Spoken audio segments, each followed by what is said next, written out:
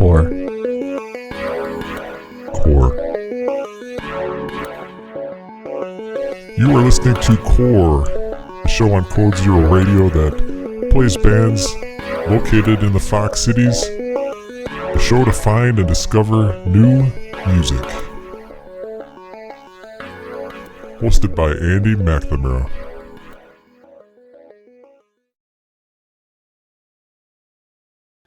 Amos Pitsch. He's been a part of the Fox Cities music scene for decades, from the humble beginnings of his first band, the Wolf Brothers, to bands like Tenement, Car City, and Dusk.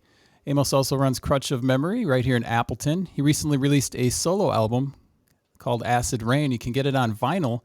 I'd like to welcome Amos Pitsch to Fox Cities Core. How you doing, Amos? I'm pretty good. Thanks for coming over in the morning. Are you a morning person or? Yeah, I usually get up around 6 or so this ain't too bad. I had to pre-coffee this coffee, but I'm feeling pretty good now. You've been doing press for Acid Rain. It's a really, really good album. Thanks. And we'll get more into it later, but it recently came out on vinyl. Mm-hmm. Has the reception of the vinyl been going pretty good so far? Yeah, I mean, it's, we only pressed 200 copies, so we figured it would sell out then, and that's what we're aiming to do. And I think it's going pretty good. So let's start from the beginning. You've been a part of this music scene for quite a while. You grew up in Neenah? Grew up between Neenah and Winchester, which is, just west of Neenah, kind of out in the country. It's like a little unincorporated village. Yeah. What is, like, as far as the music, how did you get sucked into music? I guess, I kind of think as far as like really getting serious about music, when we were in high school, we would play at this cafe in Neenah called the Blue Moon Cafe. Did you ever play there? Yeah. That's what I figured. And it was when it was on the corner of like, I don't remember the cross street, but it was on Taco or Commercial or whatever. It's this little cafe.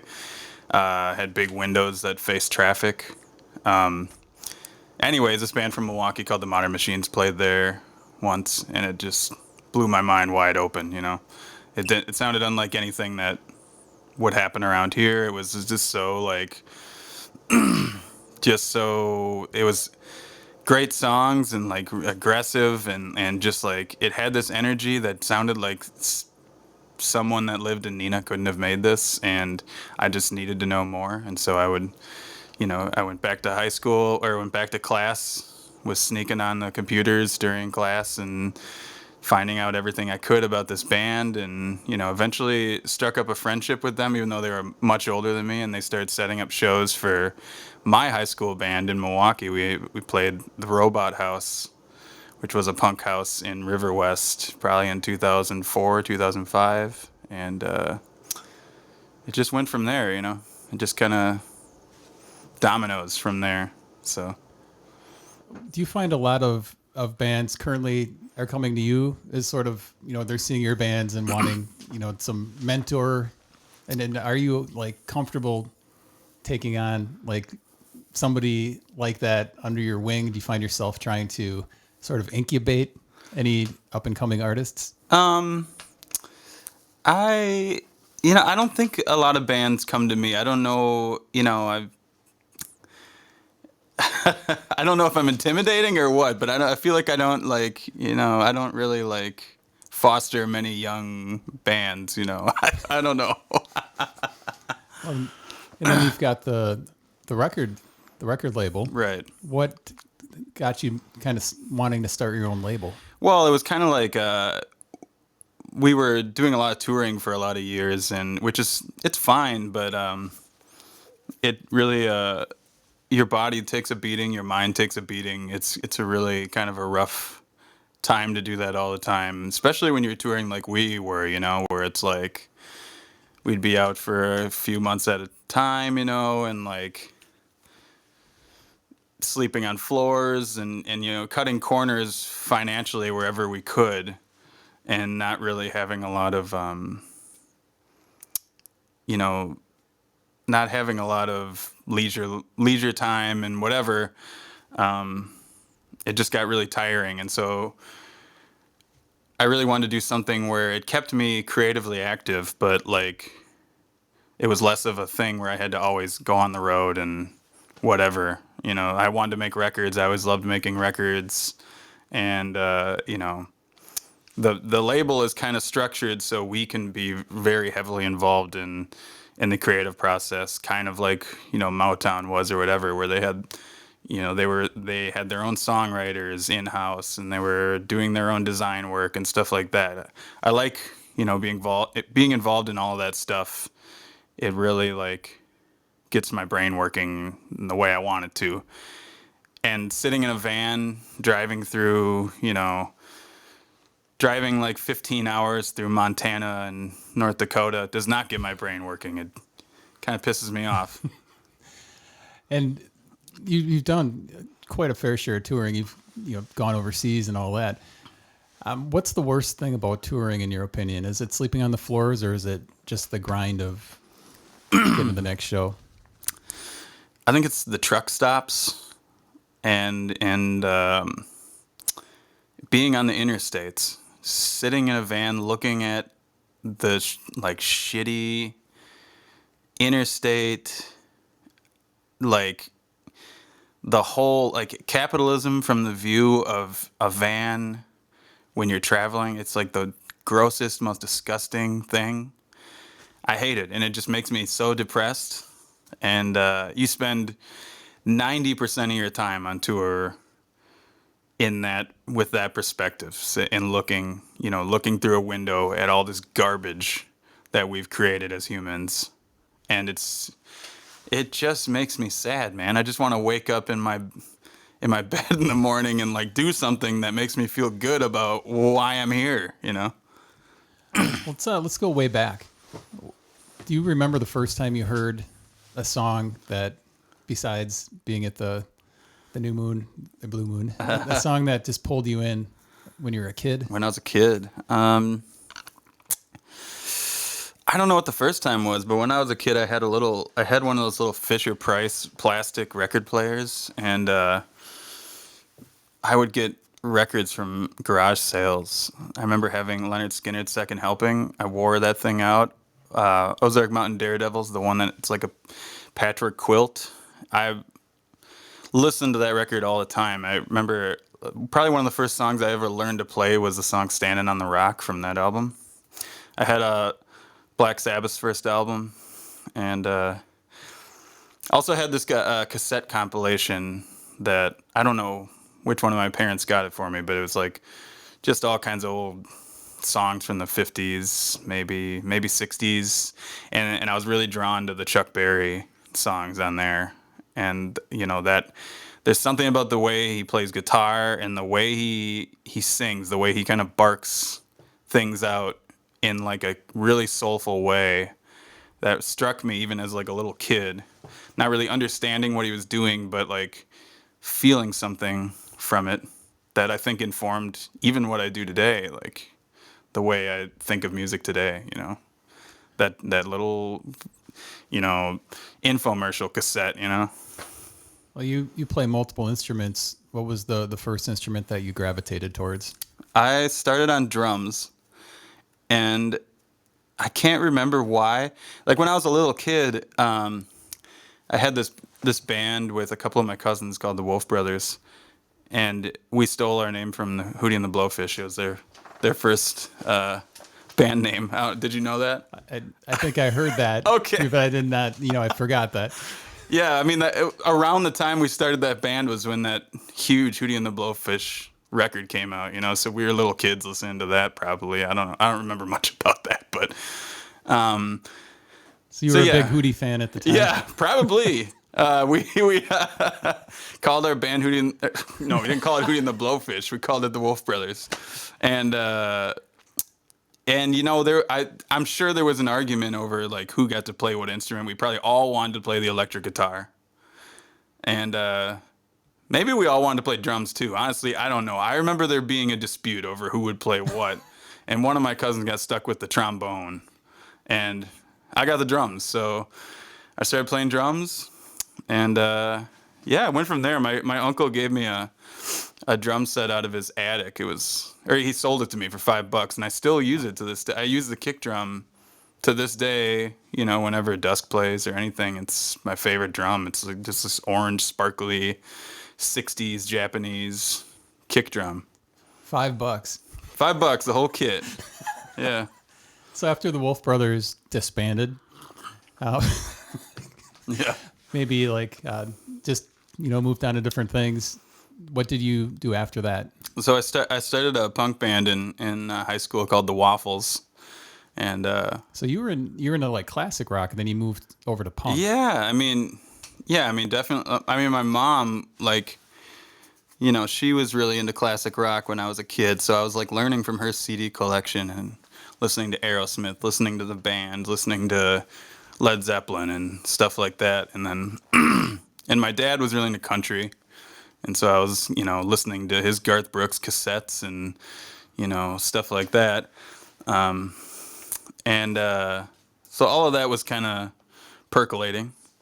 But then, when you're a teenager, you get into punk music. My brother who's 11 years older than me, he got me into the Descendents when I was just early teenager. And that was some really weird ass music when I first heard it. I didn't know what to think of it because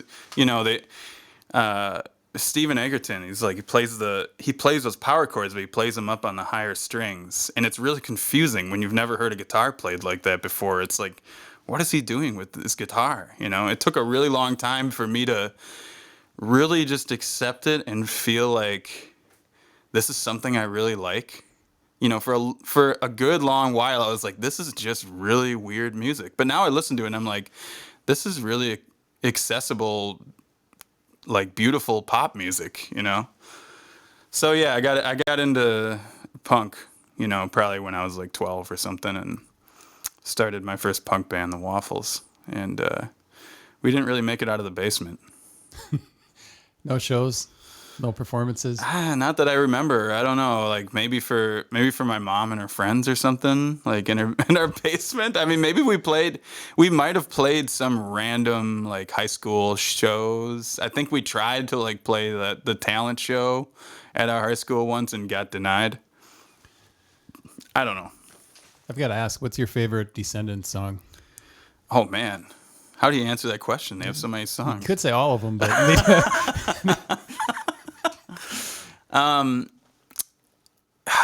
yeah, it's just like when I think of my favorite Descendents song, it's like all their eras are so great. And I mean, I have a Milo Goes to College tattoo on my arm, and so I'm like thinking about that record. I'm like thinking of all the songs. I'm like, I love that song Catalina. I love like, I'm a Loser and all that stuff. But then it's like you think of like when they came back, and yeah, I mean the '80s were great too. They had all those iconic songs. And then you think of when they came back in the 90s and they made like maybe the best album of the 90s, Everything Sucks, which is just incredible. It's a perfect album. And then they came back like in the 2000s again when I was in high school and did that album Cool to Be You, which is another just pop masterpiece. And then they put out that album a few years ago, which is also so good. And it has one of the singles they put out first. It might be my favorite Descendants song at this point. It's the really poppy one. I can't think of the name of it right now, but it's on their last album. I'm surprised Siri didn't pick that one up. And Yeah. well, while we're on the topic of the Descendants, have you ever considered with Tenement or Dusk or any of the projects you're in, like driving out to Colorado and recording at the Blasting Room or doing something like that? Oh yeah, where you're at, a place that's run by those guys. Has that ever kind of come into the talk at all? It's never come into the talk, no, because I think we've always done most things ourselves, down to recording, down to like everything. We've done everything ourselves, booking and artwork and everything. But it's definitely something I've thought about, like how I always wanted to record with Bill Stevenson. He's like one of my heroes. Got a chance to open for All one time. I was drumming for Chinese Telephones, and after Chinese Telephones played, my drums were off to the side, And Eric from Tenement and I were standing on the side of the stage and just like waiting, just watching Bill Stevenson's drum set, just like in anticipation, like, oh my God, we're about to watch Bill Stevenson from like 10 feet away. And all of a sudden I hear this noise behind us. Eric and I look back and Bill Stevenson is warming up on my drums. And I just felt like I had to be dreaming, like probably one of my biggest heroes of all time is playing my drums. It was crazy. I guess those guys kind of did, something similar too. They did open their own studio and That's true. They started recording. They're kind of like, a crutch of sound here in Appleton. It's interesting. So Bill Stevenson would be one of your top kind of musicians that. Oh, definitely. Yeah. Hearing him play drums for on those. I think my brother got me a copy of the Descendents Summary. Great album. It's a great collection of like everything that they did that was good, basically, And his drumming is just so mechanical, it just blew my mind. And the first time I ever saw him play was in this band called The Last, and they did this secret show in Florida at this little bar, and I was probably 4 feet away from him, and standing there watching him do his thing in real life was just like, it was like religious. It was just insane. Like, it just gave me this feeling inside. Like, I felt like I could levitate, It was crazy. I don't know. He barely moves his arms. He's the loudest drummer I've ever seen, but it's all in the wrist. It's all just this. He's doing this the whole time, And it's incredible. Were you going to a lot of shows growing up, like up at the Concert Cafe or down to Shank Hall or the Rave or any of those? I was too young. When Concert Cafe was a thing, I remember being in high school and a lot of the older punk kids in high school would go there, but I was way not cool enough to like even ask anyone for a ride to Concert Cafe. So I never made it there, and I'd always hear these shows like the Groovy Ghoulies and the Donnas and stuff like that, and all these bands were like my favorite bands at the time, because I remember I think there was a Sam Goody in the mall or something. I bought all those Lookout Freak Out comps there and just worshipped those bands like the Groovy Ghoulies, the Mr. T Experience, the Donnas, and all these bands are playing at Concert Cafe, and I'm seeing these flyers, and like I'm a little kid. I can't hitch a ride with these older guys, like they don't care about me. Yeah, so I never got to see any of that stuff. And the shows that I ended up like really participating in then were like a lot of what was going around here in the hardcore punk scene that was kind of spearheaded by people like Troy Hackbarth, and Brian Streed. They had the PTC off of College. You ever go there? I did not. Okay. Yeah, I drive by there all the time. It was like this White House right off of College. I think it was on Franklin Street or something. And the guys in Choose Your Poison, who had the Poison Estate just down the road here. And so I was going to a lot of these basement shows, and that's kind of like what informed punk to me and what kind of led to me starting a punk house that lasted for a decade or more, That was the BFG. Did you start that after Tenement was formed? Yeah, it started after. It kind of became a big part of how Tenement was able to meet people and go on tour. A lot of people were like getting a hold of us from all over the place to book shows there. We were having shows every day of the week for a long time, and just trashing that house. And that was where Tom's Drive-Thru is, where the parking lot is for Tom's Drive-Thru? No, it's next door. It's like on the other. There's a fence there, I think, and then there's like a grassy lot next to the parking lot, and that's where our house was. Yeah, and now it's just an empty lot now. It's pretty weird. Well, and Crutch of Memory is not too far away from there. It was that when you. Yeah, when we moved into Crutch of Memory, I remember I could look out the kitchen window and see the BFG, and then one day it was just gone. So you had no warning that it was going to be coming No, down? I think Colin messaged me a video of it just getting ripped down one day when I was at work. It's like, there it goes. You can see my bedroom, just this piece of machinery tearing through it. You can see my bedroom wall, maybe a poster on the wall or something. Just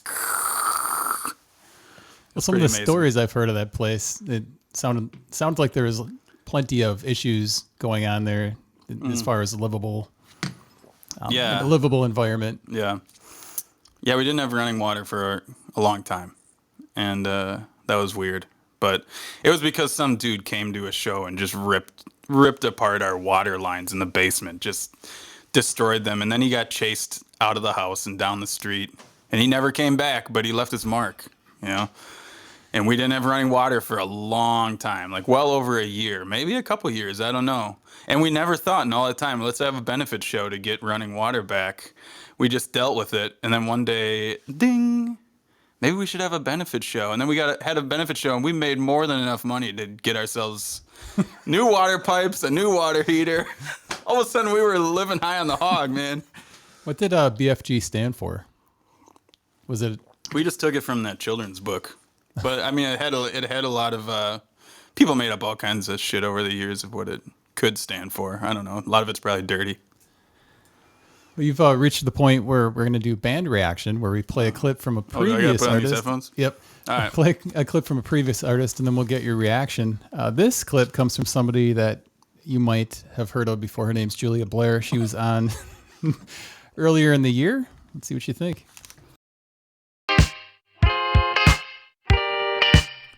Band reaction. Band reaction. And I'm not sure if it's just Amos or certain members, but do you guys have a fondness for vintage speakers, vintage equipment? Yeah, definitely. Definitely. And like, I guess from my perspective, like, people are always like, oh, you could always get a Nord, because I play a Wurlitzer, which is like a supremely like inconvenient instrument to tour with because it's just heavy. Super heavy, right? Yeah, it's just heavy. It's also like old, and so like you want to take care of it, and it goes out of tune a lot, and tuning it is like this insane like science experiment where you're like putting solder on and shaving it off and stuff like that. So, but yeah, we as a band are very committed to the vintage PV amplifiers, although some members of our band are Fender people, so that's a little bit of little bit of an argument in the band. Not really, not in a bad way, but we all like old equipment, partially just because like the Fox Valley is a wonderful place for like used and thrifted equipment, and so we just all kind of like absorb that as much as we can. The Fenders are probably not as findable at cheap prices. All right, what's your reaction? All right. Well, I gotta say this for Riley. Better be a PV.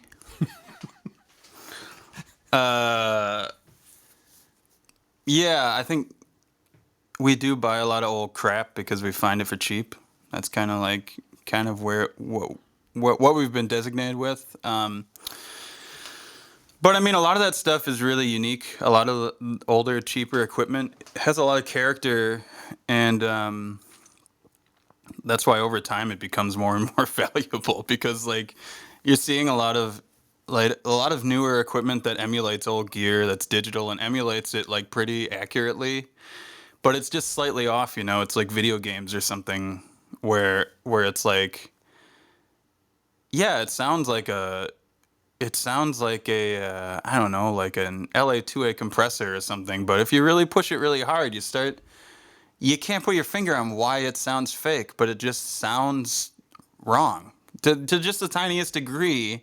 Whereas if you were using like a piece of analog gear, it has this character, and I think a lot of the older, cheaper gear that isn't just totally crappy has a really cool character, and it's something that we're kind of drawn to, especially because we do a lot of stuff kind of on a budget, but It seems like newer equipment isn't as durable either. You That's true. Throw in It's the back of a van, crappy, it's going to yeah. crack or break. And I wonder if Yeah. a lot of that stuff, the current stuff, will be around 30, 40 years from now.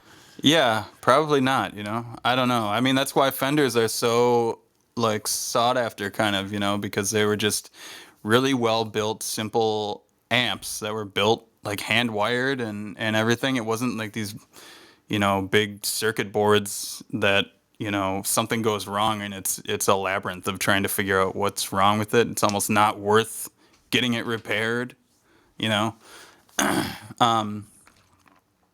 So yeah. I mean, we're definitely drawn to PV because you could, I mean, at a certain, I don't know what it's like anymore, but at a certain point, it was like you could find PVs for just absolutely nothing. Nobody wanted them.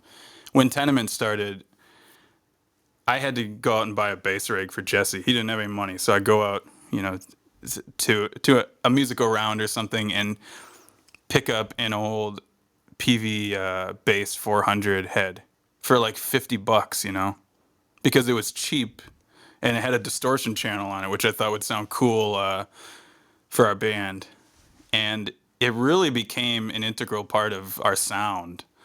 And, you know, we found out like, wow, this amp really is like, there's something special about this. There's a character to it that doesn't sound like something really high end, but it sounds so, it's strange and kind of like it's got this tone to it that's just really unique. And if you learn how to play to the amp,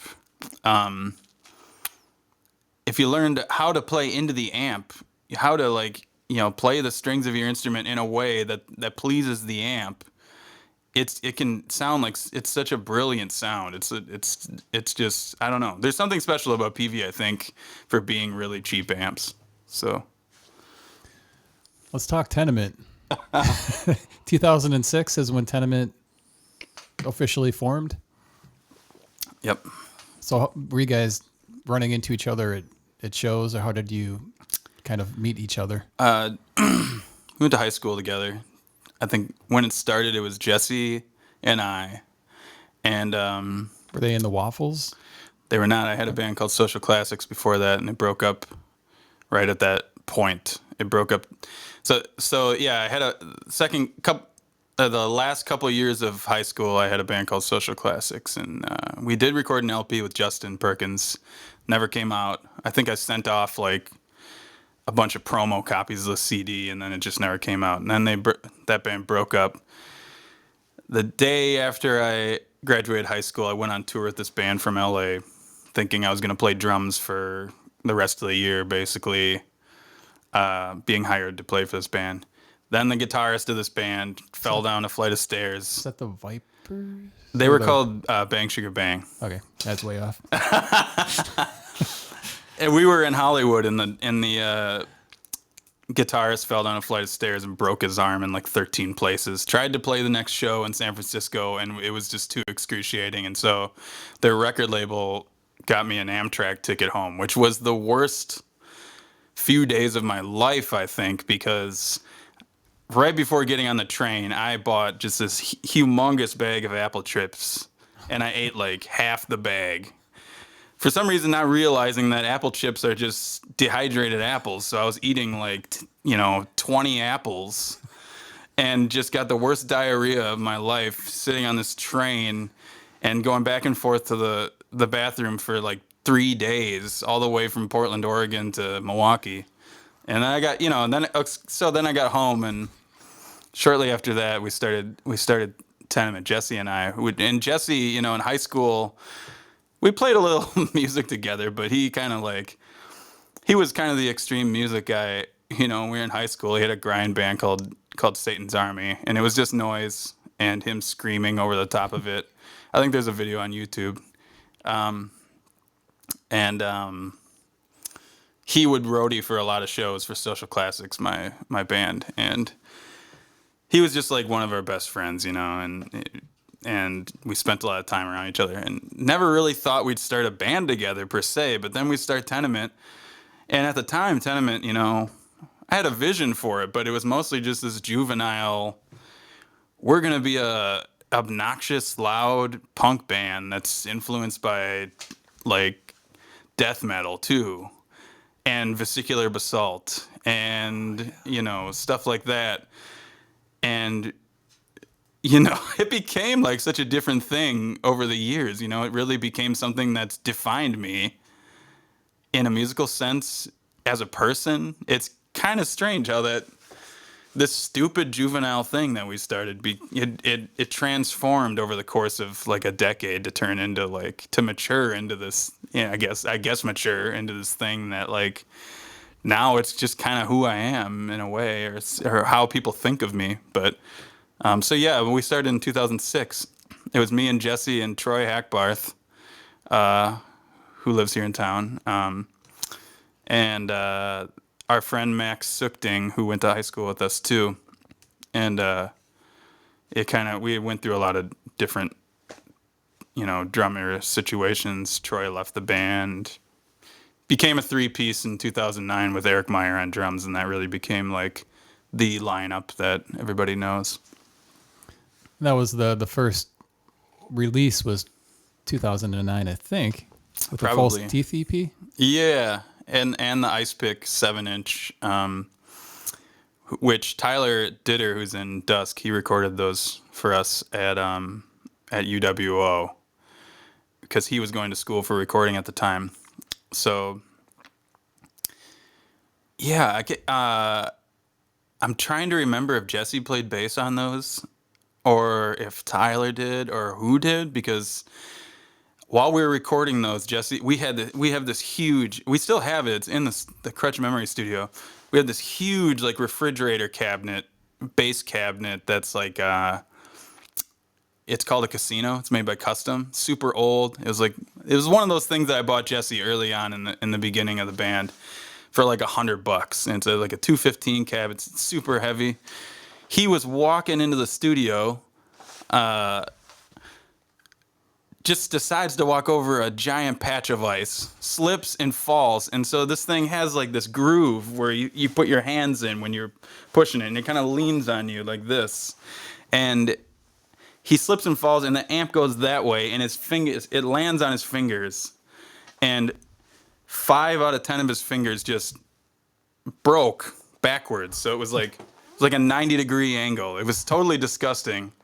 When I was ahead of him, I'm inside the building, loading in, and I can just hear this scream. I've never heard anyone scream like this before in my life. And I walk outside, and the first thing I see is his glove laying on the concrete, still like with the finger backwards, all just mangled. Like his hands were just mangled, and he was just like in shock. And I did not see his finger yet, but I went up, I ran out. I think he had gotten to the car by the point that I ran outside, because I think he yelled like, "Call an ambulance" or something like that, which is kind of hilarious, but it was a really dark moment, and I went into the car and I'm like, "Are you okay?" And he just showed me his hand, and it was like out of a horror movie. His fingers are all just backwards.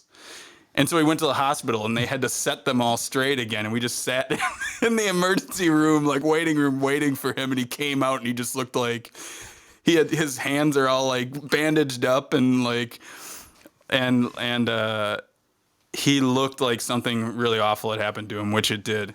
And I remember walking out of the hospital, and he like threw up in the bushes. And it was just an insane, and it started a whole insane period of his life where his hands were kind of like bandaged up like this for a long time, and he couldn't play bass for us.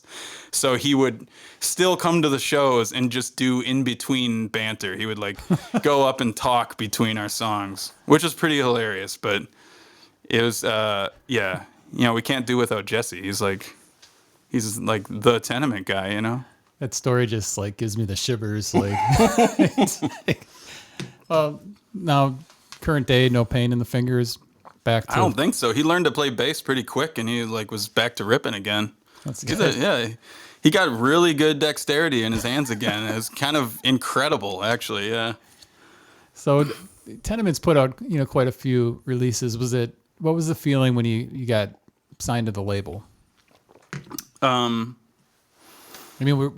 it a good feeling, or did you kind of have this like second guessing, like, is this the right move for us to make? Well, the thing with Don Giovanni is like it's not like you're signing your soul away or anything. And you know, we met Joe through the DIY scene, Joe Steinhardt, who runs it, and you know, Don Giovanni started out as a little hardcore punk label out of New Jersey, and he set up a show for us in New Jersey one time at Maxwell's, and that's kind of where we met and where he saw us for the first time.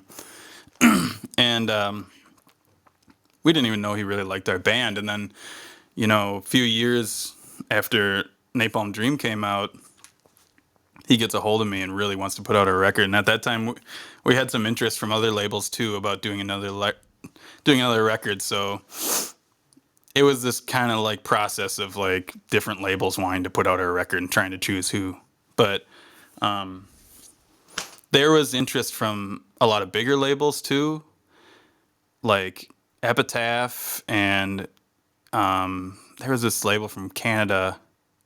You know, I can't even remember who all these other labels were, because basically we were like, we don't want to do something that compromises like or that like gives us this aesthetic that makes us look like we didn't want to like sign to a label like Epitaph and align ourselves with bands like Falling in Reverse or whatever, these kind of crappy new crabcore, emo metalcore bands. And Which was really big in the early 2000s. Yeah, and even at that time, it was very, these bands were huge, and we were kind of like, what, Epitaph? Why would we do an album on Epitaph, you know? And it was kind of an instant no for us. And Don Giovanni seemed so much more like something we could like proudly align ourselves with. And so yeah, they put out a record, and I don't know, it just felt like anything else. I mean, we've worked with a lot of labels over the years, and they just have better distribution and whatever, more fans. I don't know. So is there a Tenement show that sticks out in your mind as being the above all best show that you've ever played with a band? No, I mean, I don't know. Tenement, you know, shows are kind of a blur to me. I don't know. I mean, let's talk about the Mile of Music shows that Tenement played. 'Cause you played two of the festivals, I think. Right. And it was always fun because I always heard stuff. I didn't see the first time you played, but I heard the Chain was out, and everybody's talking about the Chain. And yeah, we had a lot of fun with Chains for a while. The second time you played Mile, I was there for that, and there was like you had the tambourines going. Oh, pretty wild. Yeah, that was at the one. end. We did a whole tour like that. Yeah, that was at the end of that tour. Have you been able to like attend Mile of Music in the years you weren't playing? Is it something that you like to do, or something that you want to kind of stay away from? I've never like actively stayed away from it, but it is like, and this has nothing, I'm not like ripping on anyone, but it's like, it's just like a lot of the kind of bands that play aren't really my taste. And so, you know, I usually go through the lineup and just take a look and see if there's anything I'd like to see. Last year there was one person I wanted to see, and their show got canceled because I think last year everything got rained out. But yeah, I don't know. Like I think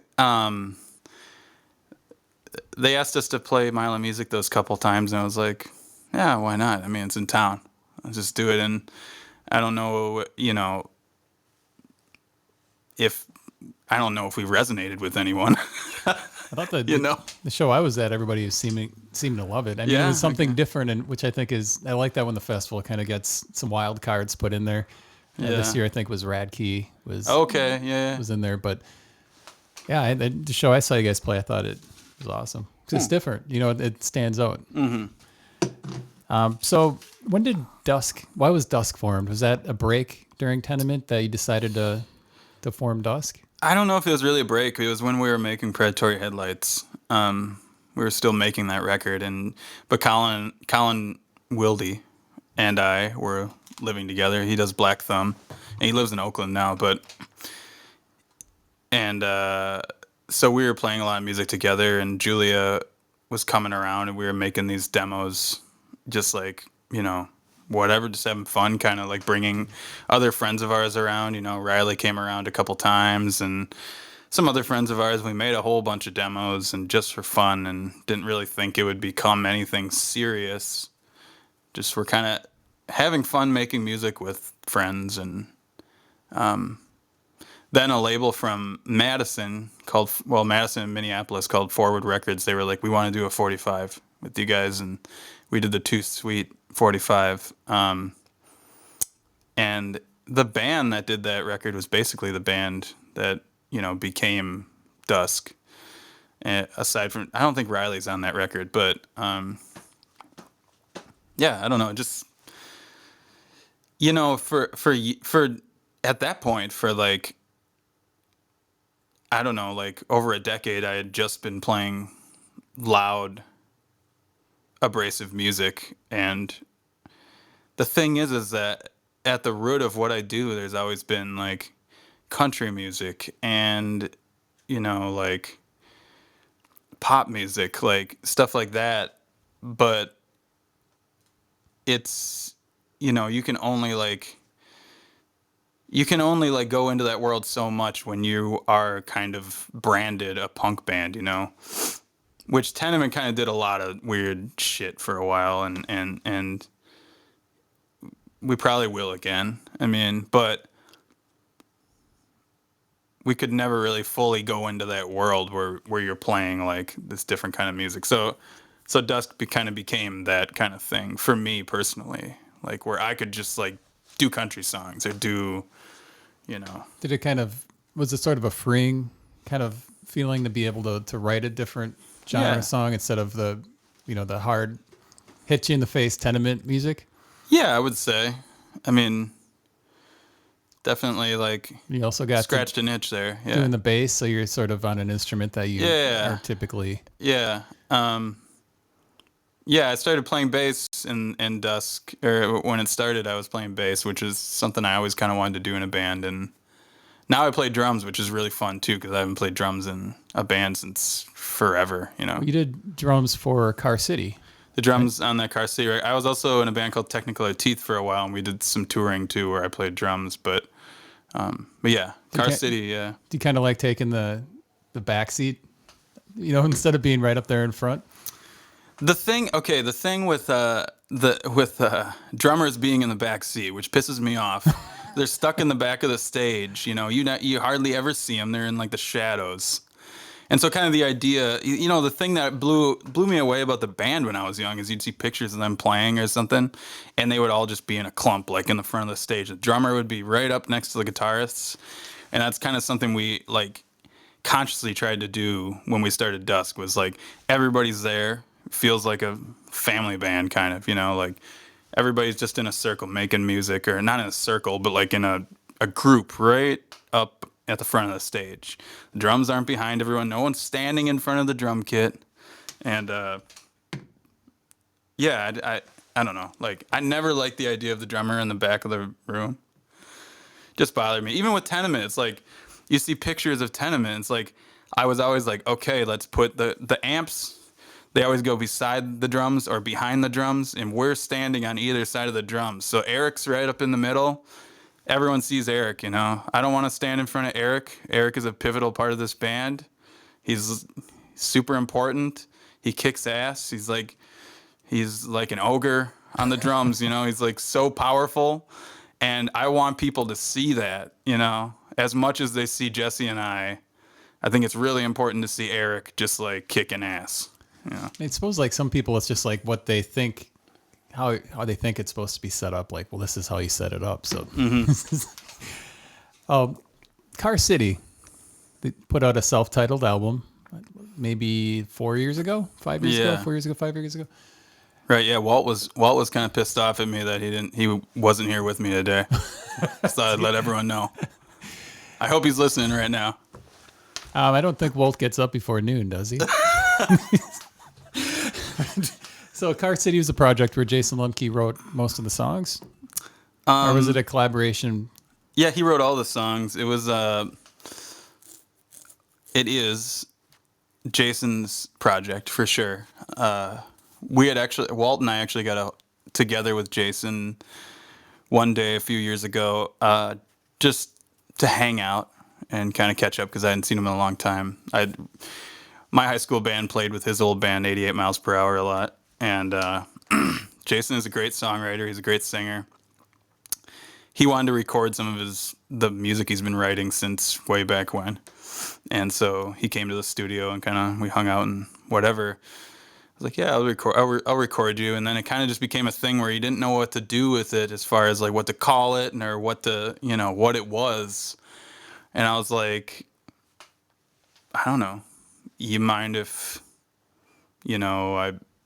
we kind of produce it and make it into more of like a thing that looks like a band rather than just Jason's songs, so we called it a name and gave it an aesthetic, and it is what it is. I don't never really had plans to play shows or anything, but we have partially recorded basically a whole new album.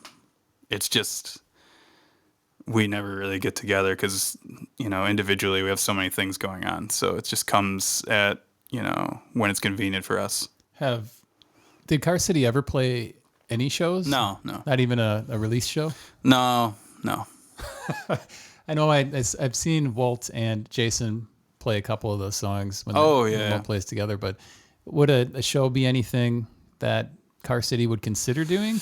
Yeah, I don't know. I mean, I don't want to half-ass it, and if we did a show, it'd have to be, we'd have to make sure we were doing it right, do something special with it. I don't really want to be just a bunch of dudes getting together to play those songs, and I mean, if they want to do that without me, that's fine, I guess. But personally, I would like to make it special, and to me, I would have to be able to really focus a lot of energy on it, which a lot of the time it's very hard for me to focus energy on, things that are outside the peripheral of what I'm doing at the time. So let's take a moment to talk about Justin Perkins. You worked with him on multiple projects early on. I know you're a fan of Yesterday's Kids and the Obsoletes and all those. Did working with Justin kind of form how you were going to work in the future as far as getting your studio put together? And has Justin been there to help with some of the questions you might have? Yeah, I mean, I learned so much just from being around him when I was younger and him recording my bands and whatever, and just watching him do his thing, critically listening to his recordings. He was kind of like, when I was young, that was yes, Yesterday's Kids and the Obsoletes were like the heroes around here, I feel like. And they wrote such great songs, man. Not even just regionally. They wrote songs better than anyone, anywhere. To me, it's like I still listen to those records, and I am just floored by the songwriting and and the playing. Everything just lines up. It's great. And when I listen to those recordings, they're just so immaculate to me. They're not they're their own thing.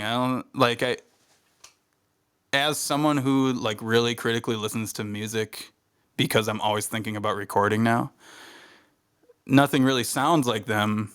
There's stuff that sounds way crazier and more produced and just huge and brilliant or whatever, but those recordings, there's just something special about them. They hit a sweet spot. It's kind of it's really, I feel like those recordings that Justin did in those periods where he was making that band really focus in the mid-range, which is really difficult to do. There's a really controlled mid-range to it, and which is, something I've read a lot about Motown, is how they focused a lot on the mid-range of a recording, because your mind puts together the rest. Your mind will put together the high frequency information, the low frequency information, but that mid-range, if you get it right, it just sounds so sweet and perfect. And to me, that's what Justin's recordings always sounded like, and they're a very special thing. I think about the way he works whenever I'm working. He definitely like was hands down my favorite like engineer in the area, but now he's just focusing on mastering at the Mystery Room, mastering down in Madison. How do you feel about the Sound Wars The Sound Wars. Oh, okay. with people trying to crank the volume up on everything to get the loudest airplay? Yeah, I think it's interesting. When I listen to you know who Wolfpack is? They're like this modern like funk kind of like thing. Like all their recordings are super fucking loud and they sound really cool, but like you listen to a whole album of theirs and you are just like, I need to stop listening to music for the day.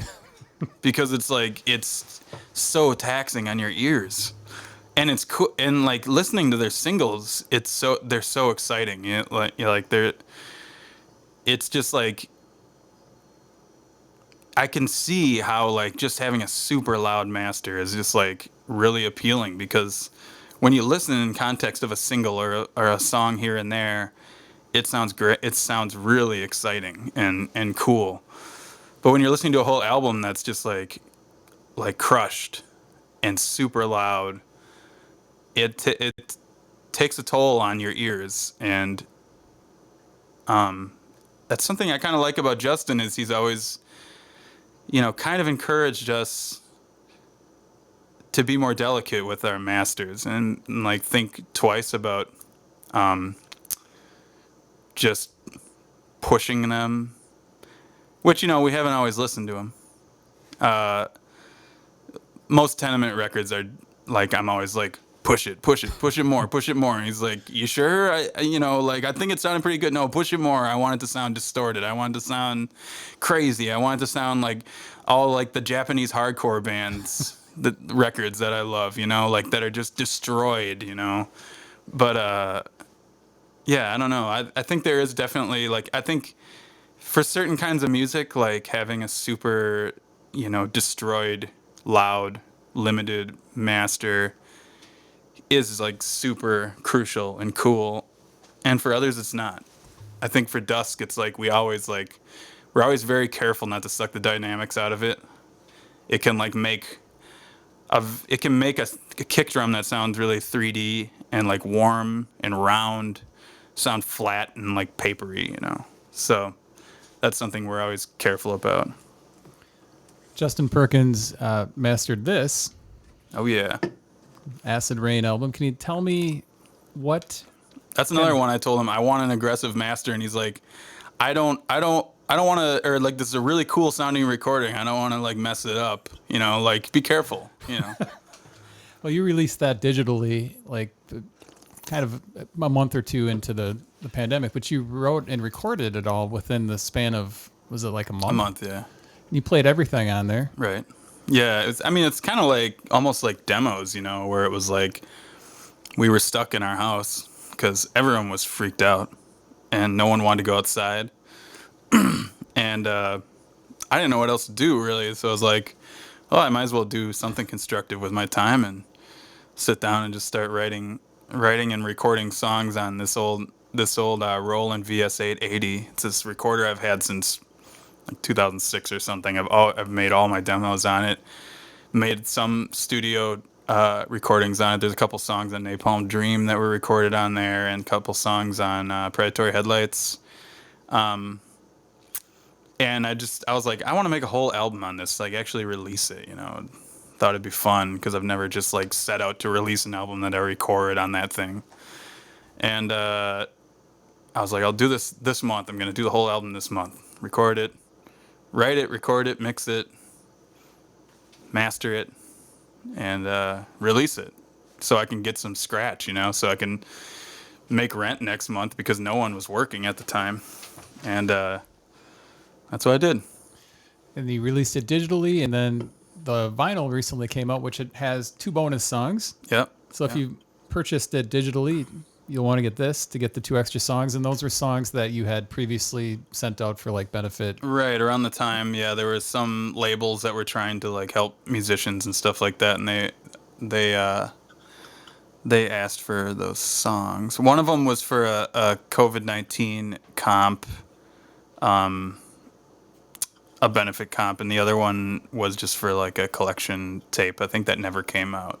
So, yeah. So I was like, I'll put them on the vinyl and never release them digitally, and then people can buy that for $100 on Discogs in a couple of years to get those songs. Do you spend a lot of time on Discogs? Yeah. That can suck you in. And Yeah. I was talking to Brett Newski during Mile of Music, and he brought up the point, if you want to be friends with a musician, don't talk about music. And he's like, but there are some exceptions. There's some people that want to talk discographies and stuff. Are you one of those people that like to talk about, this pressing or this album coming out this time? No, I don't. I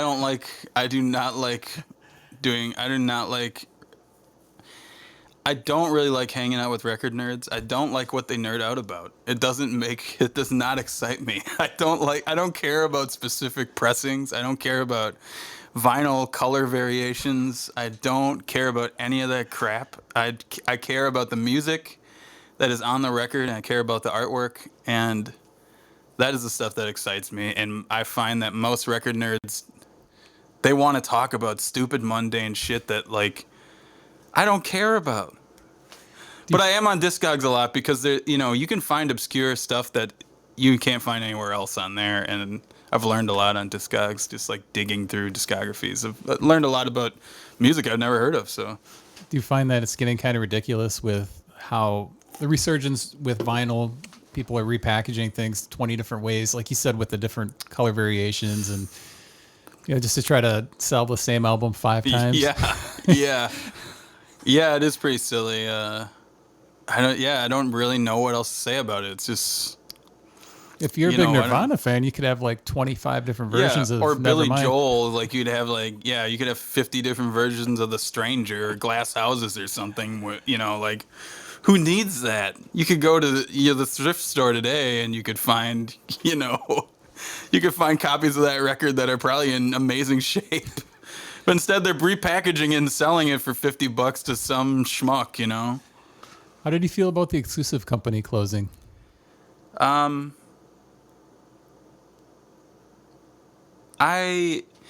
went there a lot as a kid.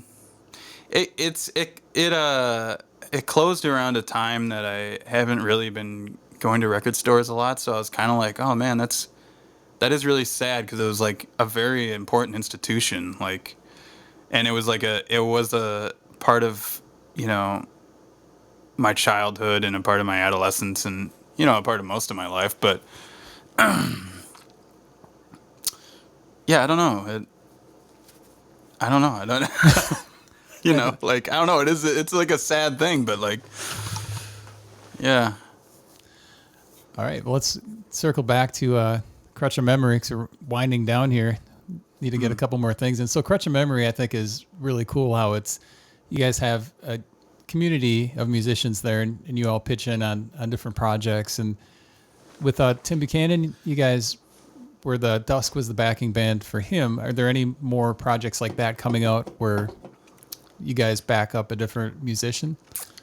That's the plan. I don't know. We don't have anything in the works right now just because we're trying to get a few other things under control. But that's the plan, to keep doing stuff like that. We do have a couple half-finished albums where we kind of did that.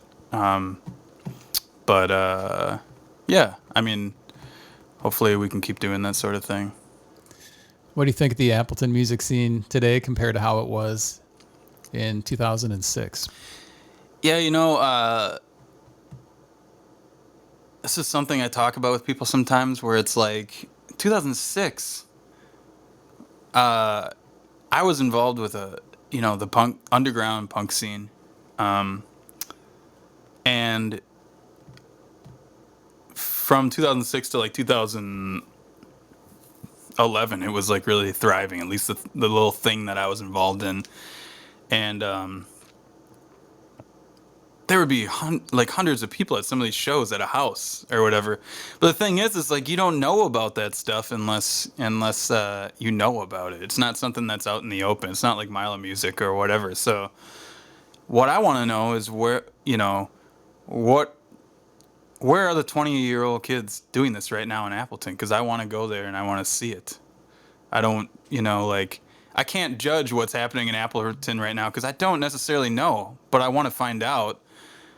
I want to know what what is the kind of new, like, crazy music happening in Appleton, because I don't really leave the house that much, honestly. So I have no clue. But to me, I feel like, while Mala music is cool, I wouldn't call that Appleton's music scene. It's its own thing.